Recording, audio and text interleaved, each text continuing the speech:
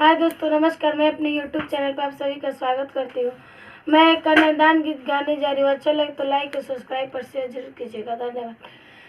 निमिया के पेड़ जन काटाई आए पापा हो, निमिया के पेड़ जन काटाई आए पापा हो, निमिया चिड़ैया के सेड़ाए लाला, निमिया चिड़ैया के सेड़ाए लाला, होते पाराते पापा चिड़ैया उड़ी जाई हो, होते पाराते पापा चिड़ैया उड़ी जाई हो जाइए निमिया के लाए लाला, हो जाइए निमिया के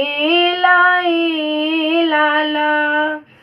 बेटी के को बोल जानी बोली आए पापा हो, बेटी के को बोल जानी बोली आए पापा हो, बेटी आई आंगन के सिंगार आए लाला, बेटी आई आंगन के सिंगार आए लाला, होते पाराते पापा बेटी चली जाई हो, होते पाराते पापा बेटी चली जाई हो जाइए माया के लाए लाला, हो जाइए माया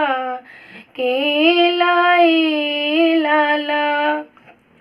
निमिया के पेड़ जनी काटाई आए चाचा हो, निमिया के पेड़ जनी काटाई आए चाचा हो, निमिया चिड़ैया के सेड़ाए लाला, निमिया चिड़ैया के सेड़ाए लाला, होते पाराते चच चिड़ैया उड़ी जाई हो, होते पाराते चच चिड़ैया उड़ी जाई हो जाइए निमिया के लाए लाला, हो जाइए निमिया के लाए लाला।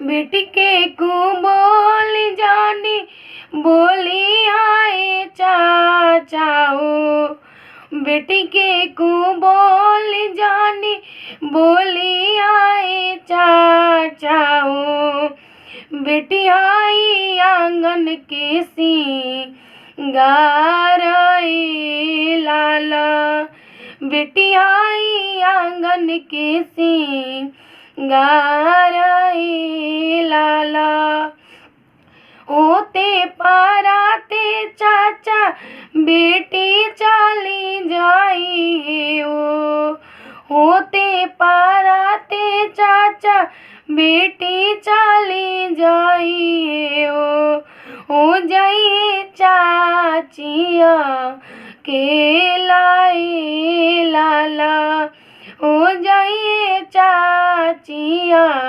के लाए लाला, हो जाइए चाचिया के लाए लाला।